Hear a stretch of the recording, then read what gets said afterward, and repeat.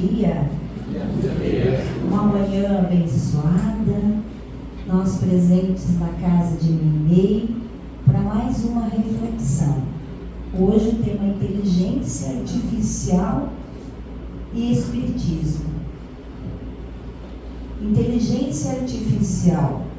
O novo mundo já chegou? Na realidade, nós vamos falar de algo que está sendo muito comentado, em questão aí de 3, 4 meses, o assunto ele tomou conta das redes sociais, dos noticiários, as pessoas, as mídias comentando sobre inteligência artificial. Só para um breve conceito, o que seria a inteligência artificial, né, a IA, abreviada como IA? Refere-se à capacidade das máquinas de executarem tarefas que historicamente eram realizadas unicamente pela inteligência humana. Para abordar esse tema, eu consultei um especialista de inteligência artificial, Walter Longo, e ele fala o seguinte, que a inteligência artificial, que nós, como civilização, nós costumamos passar por ondas de desenvolvimento, que marcam a nossa existência. A internet foi uma dessas ondas. Uma onda aí que já está há 20 anos, né? E que faz parte integrante e integrada na nossa vida. Mas que agora, é por isso que eu disse que as imagens eram importantes, para a gente ir tentando entrar dentro desse assunto e do que ele quer colocar no seguinte sentido, que agora parece que nós estamos surfando no tsunami. Então, se dessa vez nós não aprendermos a surfar nela, ou seja, se nós ficarmos assim, não sei se vocês conseguem ver a imagem, de dia perde um pouquinho, né? À noite projeta melhor, ali tem um homem na frente do tsunami, se nós ficarmos sentados de frente para o mar, como espectadores, essa tsunami pode nos engolir. Então, nós temos que estar preparados, porque isso que está vindo aí vai revolucionar tudo. A nossa parte social, a nossa parte financeira, o trabalho, vai impactar as nossas vidas, a nossa família, e vai nos impactar como seres humanos. E aí entra o nosso preparo emocional, espiritual, e é por isso que abordamos esse tema dentro da casa espírita, como dizia Manuel Filomeno de Miranda para Divaldo Franco, né? O espiritismo no seu tríplice aspecto é sim religião, nesse sentido de religar a criatura ao Criador, com todo o seu arcabouço da doutrina messiânica, da ética, da moral, dos ensinamentos do Cristo. É filosofia que nos faz questionar, mas também é ciência, e nos traz respostas através da ciência. Então, nós vamos ver como tudo evolui. Antigamente, para medir a inteligência, nós tínhamos o quê? O QI, e era medido em percentual, coeficiente de inteligência. Depois surgiu o QE, que já é inteligência espiritual. E mais recentemente, o QS, para não ficar igual a QE, QS, de espiritual. Inteligência espiritual, que foi descrita por Dana Zohar e por Ian Marshall, QS. Então, como que a inteligência emocional e a inteligência espiritual podem nos ajudar a enfrentar essa revolução? Uma revolução que vai ser abdutiva da inteligência artificial. O conceito de inteligência artificial surgiu lá na década de 50. Já se falava sobre esse assunto. Era desenvolvido, mas até pouco tempo a inteligência artificial era assunto para iniciados e não para iniciantes. Era assunto apenas para especialistas, mas o desenvolvimento recente que causou toda essa revolução não é somente a inteligência artificial, foram essas interfaces amigáveis que foram criadas e que permitiram que agora, fora do laboratório, do nosso celular, na casa de qualquer um, isso pudesse ser acionado. Então, essa revolução não é somente a inteligência artificial que vem aí desde 1955, mas essas interfaces que foram criadas e essa evolução que está sendo exponencial da inteligência artificial e que abriu na nossa vida pessoal, profissional, como que uma caixa de Pandora. Um exemplo é o reconhecimento facial. Hoje, se a gente vai entrar no prédio, num condomínio, nós temos que fazer lá todo o cadastro e só entra se for reconhecido, né? Nossos celulares, a gente pegar de todos nós aqui reunidos, nesse momento, tem muito mais informações do que tudo nós juntos. É o volume simultâneo também de empresas que estão surgindo usando a inteligência artificial. Então, nós nunca vimos uma coisa com tanta presença na mídia. O ChatGPT, esse primeiro, né? Agora tem outras versões. Queria perguntar aqui quem que já consultou o ChatGPT. Um pouquinho mais que os outros centros também tem um pouquinho mais de participantes. As centros que a gente está falando que as pessoas nem ouviram falar. Então, o chat, assim fica um pouquinho melhor a linguagem, né? O ChatGPT é o quê? É uma ferramenta que está tudo embarcado dentro dele. Então, se você quer fazer uma pesquisa na internet, você vai abrindo links, para quem nunca consultou, né? Senão fica difícil de compreender. Mas, para quem vai consultar o ChatGPT, já dá a resposta pronta, você não precisa ficar abrindo todos aqueles links. Ou seja, todo aquele conhecimento está embarcado dentro dele. Agora vem a versão 4, assim por diante, está evoluindo muito rápido. Passou de 100 trilhões de parâmetros imaginários aqui apenas no dia 20 de novembro, para já 1,5 bilhão. Então está muito rápido. Dá para a gente parar e pensar na exponencialidade dessa ferramenta que passou em todos os exames, inclusive na OAB de São Paulo? Então, o ChatGPT é o início do começo do princípio do que vem por aí.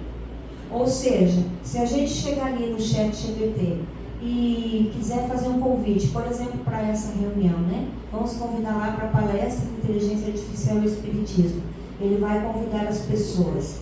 Mas se a gente quiser, por exemplo, fazer de uma forma mais informal, você coloca ali e ele te dá o texto em apenas 10 segundos. Então nós estamos diante de algo revolucionário. E aí eu fui lá e perguntei no ChatGPT, simule Kardec. O que será que se ele estivesse entre nós, ele falaria sobre a inteligência artificial? Se ele estivesse entre nós, ele falaria o seguinte: quando se trata de inteligência artificial, acredito que é importante levar em consideração essas implicações éticas e espirituais. Embora a inteligência artificial possa ser uma ferramenta valiosa para ajudar a humanidade a resolver problemas complexos, também devemos ser cuidadosos quanto aos riscos e desafios que ela pode trazer.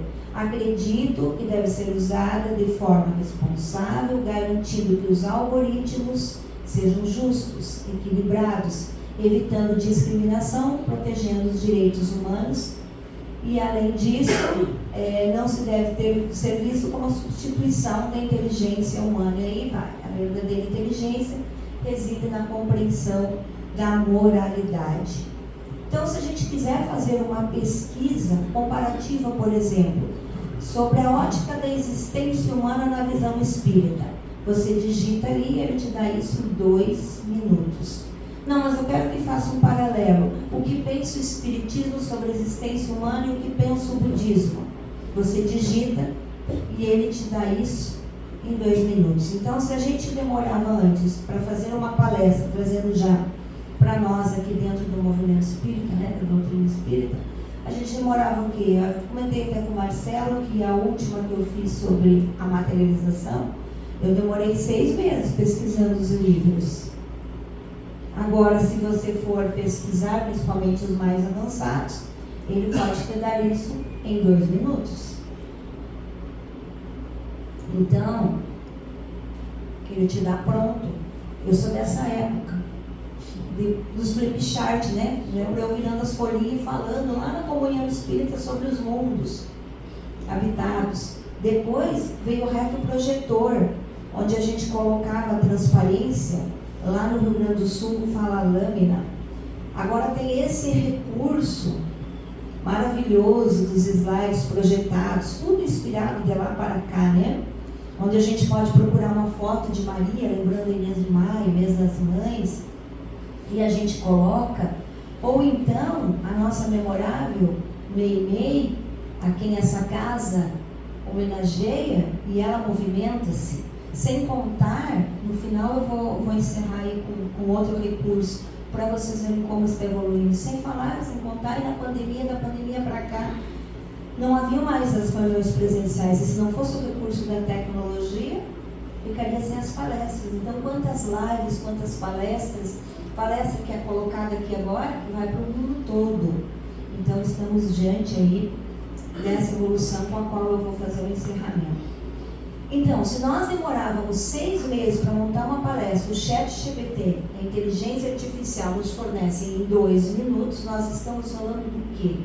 De algo poderoso. E como tudo que é poderoso gera o que em nós? Tudo que é novo, expectativa e medo. Então, Walter Longo, ele diz que isso está avançando tão rapidamente que no ano passado, em setembro, quando começou a pedir para o ChatGPT desenhar, e aí a gente fala desenhar qualquer coisa, desde dar uma ordem para vamos redecorar a casa, eu quero estilo rústico, parece, não, eu quero um estilo moderno, em 2 minutos está ali na sua telinha, eu quero uma coisa inusitada, uma privada com a marca Louis Vuitton, né? Ele te dá na hora. Se em setembro era meio de forma rudimentar, setembro do ano passado, quando começou aquelas fotos, as fotos digital, também parecia que estava meio desfocado, que a pessoa estava alcoolizada, e isso foi rapidamente superado. Assim também, já estão tão aprimorados que ele te dá em 15 segundos um desenho, que se a gente for encomendar, por exemplo, um desenho para uma palestra, Paulo Estevam, por exemplo, você vai lá, desenha, Paulo, desenha lá o Dr. Sadoc, os cavalos, desenha Abigail. Pode ser que o ilustrador te peça aí 15 dias, 30 dias. Então, o ChatGPT te dá na hora. E o que Walter Longo, esse especialista em inteligência artificial, fala? Que ele aprendeu com a máquina e a máquina com ele. Que houve uma interação entre homem e máquina e que aí tem um aprendizado exponencial. O que a gente fala muito em doutrina espírita sobre a empatia, agora há a empatia digital. Ou seja, de se colocar no lugar da máquina. Vocês já vão entender o que a gente está querendo dizer. Ele diz como ele relata a experiência dele, como ele aprendeu a habilidade empática a partir da realidade daquela pessoa. Agora nós vamos levar para as relações humanas. Quando a gente vai trabalhar com a máquina, nós temos que saber perguntar. E quando você começa a aprender a perguntar para a máquina, e não apenas aprender a produzir respostas, e aí está o grande pulo do gato, de hoje da palestra, está o grande pulo do gato desse aprendizado, é formular as perguntas. E quando nós começarmos a entender isso através do nosso contato com a máquina, nós vamos aprender a fazer isso com as pessoas. Porque muitas vezes acontece isso, a gente fala banana, a pessoa entende laranja. E a gente vai crescendo. Mas o que chama atenção? Agora, para o efeito mimimi, ou seja, se você não souber explicar direito para a máquina o que você quer, não vai sair aquilo que você espera. E assim nas relações humanas. Agora vai entrar toda a nossa capacidade adquirida em descrever. Vai ser uma condição essencial para a sobrevivência. Então, as pessoas que não souberem a distinção entre enfrentar, confrontar não atuar em nada, se não souber a diferença entre teto e abóboda, porque o que você colocar lá, a máquina vai te dar. Então, o que é fundamental agora é o repertório do vocabulário. E pare para pensar, a gente perdeu um pouco isso. Provavelmente quem não tem filho adolescente deve ter contato com algum ou neto. Como que as mensagens dos adolescentes, eu não sei de vocês, mas meus é MDS, você tem que ficar, por favor, é PFV, e você tem que ficar decodificando. Agora, tudo aquilo que a gente sempre bateu na tecla que era fundamental, agora passa a ser crítico, para exercer com competência essa habilidade. Mas o que é a habilidade empática? É entender que a palavra tem poder e que cada palavra distinta vai trazer agora resultados distintos. Ou seja, essas pessoas da linguagem tipo assim, elas vão estar mortas, não vão poder arrumar uma profissão, uma função daqui para frente. Então, encerra-se aquela fase do reducionismo do vocabulário, porque vai perder muito em compreensão, em produtividade. Na relação com as pessoas, aqui a gente vai percebendo, juntamente com a inteligência artificial, como que acontece. Se eu disser para vocês agora que ontem eu estive numa cidade bem pequena, nós moramos em Londrina, pode ser que o Luciano pense que eu estivesse em Cambé, mas pode ser que a Cineia pense, não, ela foi lá para Alvorada, para 1º de Maio, né, para algum lugar menor. Então, Bela Vista do Paraíso, se a gente escrever assim para o ChatGPT, eu quero uma gôndola de supermercados recheada de refrigerante. Se você escrever isso, ele vai desenhar uma gôndola da Itália cheia de refrigerante. Então, você vai ter que saber escrever. Eu quero uma prateleira de supermercado com refrigerante. Isso é interação com a máquina e nós fazemos isso com as pessoas o tempo inteiro. Portanto, ao interagir com a máquina, nós vamos ser melhores nas relações humanas e não apenas digitais. De alguma maneira, daqui para frente, nós podemos sonhar muito mais em valorizar o que nós estamos perdendo, a criatividade, não só a técnica, porque a técnica a máquina agora vai cuidar para nós, habilidades do ser humano, a imaginação, a expressão, e a gente sabe como as novas gerações não estão dando valor para isso. Então, quem que vai ter vantagem agora? Aqueles que têm, que se chama em inteligência artificial, o kit de ferramentas do Batman, né? Vai ser a nova ferramenta daqui para frente, em qualquer profissão, seja advogado ou um diretor de artes, a necessidade vai ser a mesma. Isso é o que gera inteligência artificial, o cinto de utilidades do Batman, ou seja, nós podemos pedir para a máquina fazer qualquer coisa e a gente vai aprendendo a interagir com a máquina e com as pessoas, como já dissemos. Mais uma vez, então, se nós demoramos 6 meses para montar uma palestra, o ChatGPT, através da inteligência artificial, vai nos fornecer em 2 minutos. Nós estamos falando algo poderoso. E tudo que é poderoso gera expectativa e medo. E o que foi o governador do nosso lar falou naquela reunião diante da Grande Guerra? Que as pessoas estavam desencarnando, vitimadas do medo, vitimadas e com medo. E que na Terra as pessoas estavam se deixando tomar pelo terror. Né? De certa forma, nós somos gaúchos, né? Estamos aí vendo aquelas cenas terríveis do Rio Grande do Sul, mas a gente não pode se deixar tomar pelo medo e pelo temor, porque disse o governador, que nós teríamos que na Terra fazer treinamentos para combater o medo. E de certa forma nós estamos com medo disso que está chegando. A migração já começou. A Amazon já emprega 30 mil robôs em seus centros de distribuição. Os bancos japoneses estão trocando recepcionistas por robô. A Nestlé, quem oferece cafezinho nas lojas, inteligência artificial. A Foxconn trocou 60 mil empregados por inteligência artificial. E daí a gente fala, não, mas isso está longe de nós. Não, há pouco tempo a gente pegava táxi, hoje é Uber, daqui a pouco nós vamos ficar motorista. Antigamente nós tínhamos o quê? O disco de vinil. Opa, evoluiu, né? Aí evoluiu, a gente tinha as fitas cassete, aí foi pro CD, aí foi pro pendrive. O que a gente tem hoje? O Spotify. E assim vai. A Pizza Hut está empregando robôs com caixas de loja. Nissan, na Inglaterra, é 100% gerada por autônomos. Uma pesquisa de Oxford prevê que em 10 anos, 47% do total de empregados será transferido de empregos para os robôs. Então, a troca vai ser em percentuais distintos. Aqui varia bem pouco. 97% das caixas de cobrança, em geral, serão robô, garçom 94%, assistente jurídico 94%.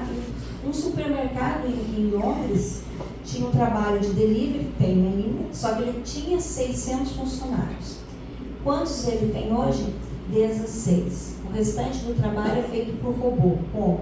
É colocado uma esteira, tem os buracos ali, cada buraco tem um produto, o robô vai lá, coleta aquele, coloca na sua caixinha e manda entregar, sai para o delivery. Ou seja, sem desatenção, sem erro, uma pessoa só comandando ali a operação. E diante disso a gente pode se pegar assim: será que nós estamos otimistas diante de tudo isso ou pessimistas? Então nós vamos ter a visão do otimista e do pessimista. O pessimista diz: lá na frente os robôs vão tomar nosso lugar, porque não tiram folga, não ficam no TikTok desatentos, não falta, não pega atestado, são mais rápidos, sem erros. Vai chegar ao ponto, diz os pessimistas, que nós não vamos saber distinguir um ser humano de uma máquina, tal interação mental e biológica que deve ocorrer. E aí a gente lembra aqui essa frase: nenhum homem, essa para os otimistas, é melhor do que uma máquina. E nenhuma máquina é melhor do que um homem com uma máquina. O otimista vai considerar isso agora. Então, o que a gente está querendo dizer? Que tudo que não puder ser digitalizado vai ter mais valor. As coisas humanas vão ganhar mais valor. Num mundo cada vez mais sem emoção, sem compaixão, sem empatia, nós vamos voltar a valorizar aquilo que corresponde a ser humano. A máquina não tem empatia, nós sim. Compaixão, emoção, intuição, consciência, valores, tudo isso é humano. Já dizia Flávio Tavares: em terra de robô, quem tem coração é rei. Então haverá também uma revalorização dos conceitos e qualidades humanas. Dentre todas as espécies do gênero Homo, apenas o Sapiens sobreviveu nesse processo de disputa e evolução, e desde 300 mil anos somos a única espécie desse gênero. Então vamos aprender a conviver com uma outra espécie agora, uma nova espécie surge, um Homo artificialis. Esse Homo artificialis, ele foi parido pelo Homo sapiens, ele foi concebido por nós, ele está nas nossas mãos. Nós temos que ter a consciência de como usá-lo e não de como disputar com ele. Se nós deixarmos o Homo artificialis evoluindo na velocidade que nós vimos agora rapidamente como está, e nós não evoluirmos nas nossas características humanas, que são as que fazem a diferença, aí nós vamos ter um processo de adição e não de substituição. Aqui eu vou fazer um parênteses, que aqui no Brasil foi feita uma carta, eu esqueci de colocar aqui, mas estou lembrando agora. Uma carta dizendo: para isso aí, até a Alexa se tornar uma inteligência artificial, está indo muito rápido. E a resposta foi: a China vai parar? A Rússia vai parar? Então não tem essa para que eu quero descer. Então nós temos que nos apressar em melhorar. Então só a simbiose da visão dos otimistas, dos algoritmos, dos androritmos, que são esses valores humanos, permite a percepção profunda do que é o alha. Qualia é um termo que define as qualidades subjetivas das experiências mentais conscientes, e a inteligência artificial, ela é desprovida de qualia. Por exemplo, se eu falar, aqui está um vermelhidão, eu fiz um machucado, vocês naturalmente vão ver, nossa, machucou, sentiu dor. A máquina não sabe separar o vermelhidão do vermelho, não sabe o que é dor, o doloroso da dor. Então a qualia, ela é sempre inefável, intrínseca, privada e diretamente apreensível pela consciência. E até hoje a inteligência artificial é desprovida de qualia. Disse Marshall McLuhan, nós construímos as ferramentas e as ferramentas nos constroem. Quer dizer, no processo de evolução contínua, permanente e circular, nós vamos dar o nome de coevolução. Então a gente tem que parar de chamar de inteligência artificial, muda o termo. Fala inteligência ampliada, inteligência aumentada. Ela não vem para tirar empregos. Ela vem para substituir as nossas tarefas, mas principalmente para devolver a nossa humanidade. Quando nós vamos num médico hoje, e antes tinha que ir para o laboratório, demorava, um périplo, agora ele acessa ali na hora, faz o comparativo do diagnóstico, que sobra para ele? Mais tempo. Para quê? Para aumentar o número de consulta e atender mais pessoas? Não, essa visão que tem que mudar. Mais tempo para conversar com o paciente, para perguntar como que ele está se sentindo, como que está a sua família, para ele exercer a sua humanidade. Sobra mais tempo para o espiritual.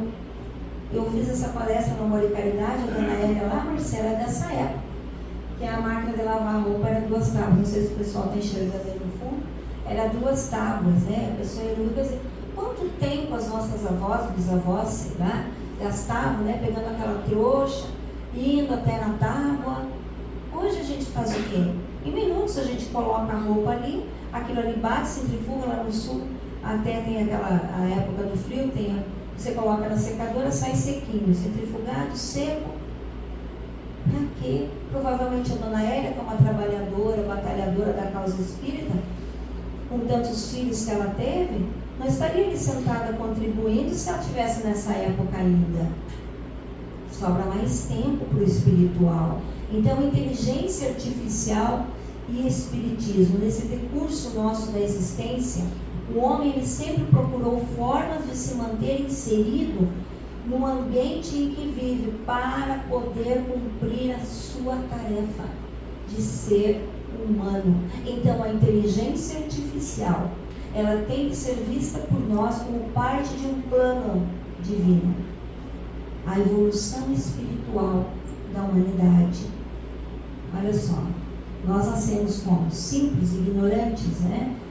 Zero de moralidade, zero de inteligência, vamos galgando, e vem o instinto, e vem a inteligência, que vai se iluminando a consciência, vem a intuição, vamos avançando. Ferramenta para o progresso. A inteligência artificial pode ser vista como uma ferramenta concedida aos seres humanos para facilitar o progresso, a evolução e o desenvolvimento da sociedade. Assim como outras ferramentas de tecnologia, ela tem que ser encarada como uma extensão do potencial humano. Para quê? Para criar, para inovar, permitindo aí a solução, como nós estamos vendo os avanços, né? Daqui a pouco, aquele que é desprovido da vista vai enxergar, os movimentos vai caminhar, problemas complexos que nós enfrentamos, e o avanço do conhecimento, expressão da criatividade divina. Assim como os seres humanos somos nós considerados filhos de Deus, a criação das tecnologias como a inteligência artificial pode ser visto como uma expressão da criatividade divina manifestada através do homem, da sua criação. E essa perspectiva, então, ressalta a ideia da capacidade de criar, que são dons divinos concedidos a quem? Aos seres humanos. Nenhuma inteligência artificial jamais teria sonhado ou imaginado ir à Lua. Isso é humano. E dentro dessa nossa evolução, isso está sendo um desafio. Para quê? Para o autoconhecimento, que com certeza, quando o Fabrício, quando o Caetano, quando o Marcelo, quando o Lucas, os palestrantes vêm aqui, eles vêm falar da necessidade do autoconhecimento, da reforma íntima. É um desafio para compreender a nossa natureza humana. Então, ao interagirmos com a inteligência artificial, a gente para e começa a refletir, como nós estamos fazendo nessa manhã, sobre o impacto na sociedade, na nossa vida, e a gente vai lembrando da questão do Livro dos Espíritos 919. Conhecimento de si mesmo. Qual o meio mais eficaz que tem o homem de melhorar nessa vida e de resistir à atração do mal? O sábio da atividade evolutiva. Conhece a ti mesmo. Então as pessoas vão parar e vão começar a questionar as suas habilidades cognitivas. O que eu já sei? Como que está o meu emocional para enfrentar tudo isso? Como está o meu lado espiritual? Isso vai ser um incentivo para a busca de um maior entendimento de si mesmo e do seu lugar no mundo. Então, nós vamos ter a cooperação entre o humano e o divino. E em vez de encarar a inteligência artificial como uma ameaça à espiritualidade humana, o espiritismo pode promover uma visão de cooperação, de complementariedade entre o humano e o divino. Uma cooperação entre o espiritual e o tecnológico. Ao usar como, se Kardec estivesse entre nós, referendaria, né? A tecnologia como tudo, porque nós continuamos submetidos à lei que é de causa e efeito. Então, tudo de forma consciente e responsável. Aí sim os seres humanos podem avançar nessa jornada espiritual, buscando sempre o que é a harmonia, o equilíbrio entre o material e o espiritual. E é essa perspectiva que enfatiza a ideia da inteligência artificial, assim como outras formas de tecnologia, como um plano divino para o progresso e a evolução da humanidade. Então, quando abordarmos a inteligência artificial, mudemos um pouquinho, sem esse pavor. Vamos abordar agora com sabedoria, logicamente com responsabilidade, mas com gratidão.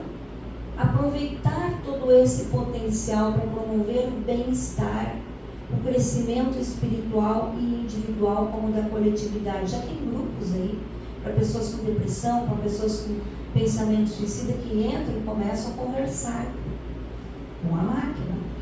Então, explorando essa interseção entre a inteligência artificial e os princípios do espiritismo que a gente foi falando ao longo dessa palestra, nós vamos questionar não apenas os limites da inteligência artificial, mas a gente começa a pensar sobre os mistérios da alma humana, do mundo espiritual. A gente sabe que isso aqui é cópia do que tem lá. Então, o que tem lá? Muito mais avançado do que aqui, a tecnologia. Então, o Espiritismo ele nos convida a uma reflexão profunda sobre a natureza da inteligência, da consciência, do livre-arbítrio. Então, ao mesmo tempo que a gente celebra o potencial da tecnologia para melhorar as nossas vidas, expandir novos horizontes, nós não podemos esquecer nesse momento de cultivar os valores espirituais. A compaixão, a solidariedade, o amor ao próximo.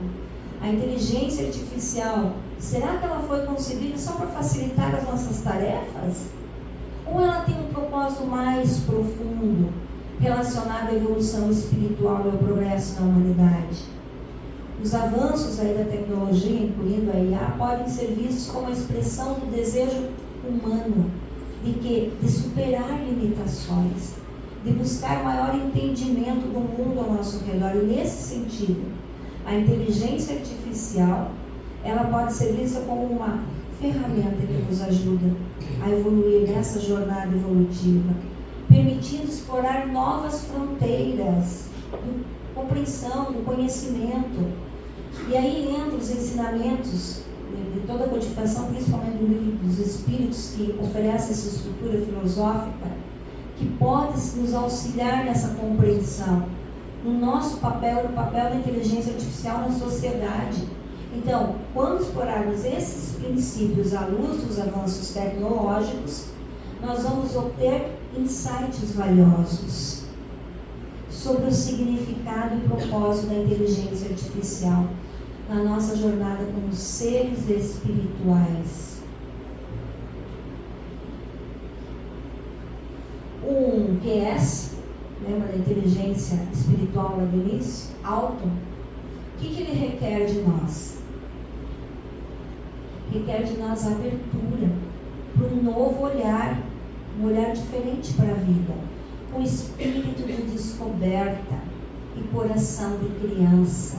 Eu lembro quando os meus eram pequenininhos, a gente ia em algum lugar, um centro novo, numa festinha, disse, mãe, ou numa viagem, eu vou lá fora explorar.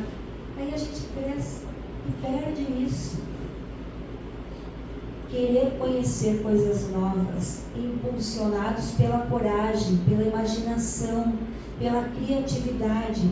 Então, deixar que a gente fique naquela zona de conforto, naquele refúgio do que a gente já conhece e procurar aprender o que não sabemos. Isso exige de nós, o pulo do gato de hoje, que vivamos as perguntas, porque até hoje nós estávamos acostumados a viver as respostas. A gente tem que mudar. Inteligência artificial e transição planetária. Diante da transição planetária, ela será uma ferramenta de suma importância. Vai aliar esse progresso tecnológico com o espiritual. E não tem como dizer que o Divaldo já nos informava desses seres que aí estão vindo, que vem com inteligência aguçada. Pode confessar os que já passaram dos 30 aí, a gente tem uma dificuldade, quem que a gente chama? Os filhos, os netinhos, as crianças, e vem ali em 2 toques, não, é assim. Aqui nós estávamos agora há pouco entre 3 em cima da máquina, não é? Esses espíritos já vêm com esse conhecimento, seres altamente evoluídos em intelecto, mas também moralmente, para o surgimento das tecnologias avançadas, mas também para nos ensinar o uso correto, a aplicação dessas com responsabilidade, com empatia, que já foi falado, com fraternidade, com caridade, com amor ao próximo, aos animais, ao planeta. Então, a gente foi vendo aí o quanto isso pode nos ajudar até na divulgação da magna doutrina espírita, né? Olha a evolução. Então, eu falei para vocês que eu ia encerrar os flipchart com retroprojetor. Aí nós temos aí esse recurso dos slides. E para finalizar, esses dias eu recebi o que a inteligência artificial pode estar aqui contribuindo. Será que o som está ligado aqui? Se não estiver ligado, eu acho que não está. Não? O microfone na saída.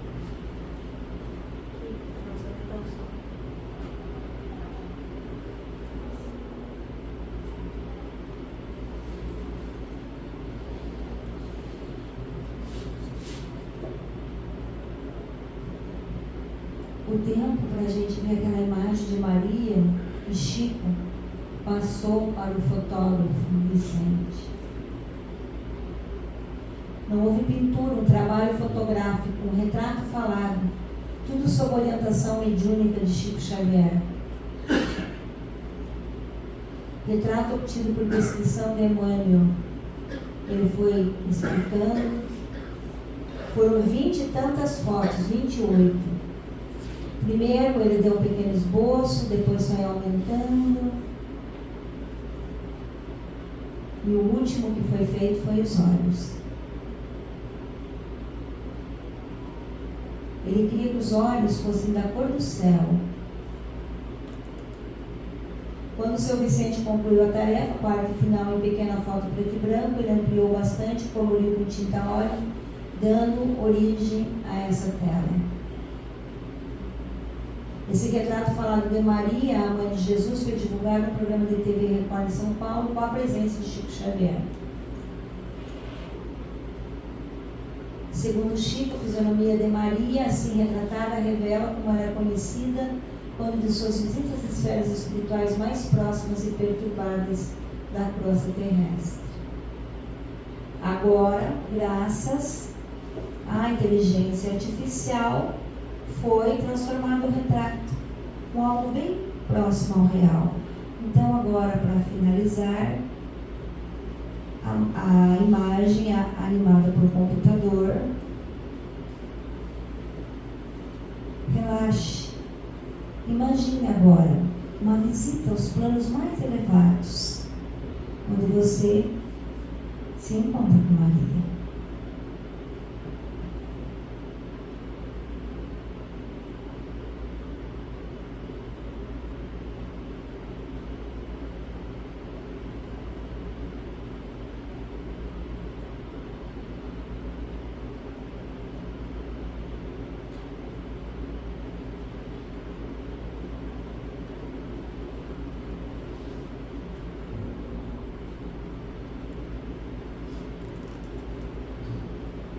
Então, meus irmãos, parece que nós somos as altas esferas ou ela veio até nós. Então, nós agradecemos muito essa manhã e que a gente possa ter saído daqui confiantes, corajosos e não temerosos diante de tudo que está vindo sempre para o nosso benefício. E possamos sempre agradecer ao alto, compreendendo que tudo faz parte da evolução deste grande plano que é divino. Muito obrigada.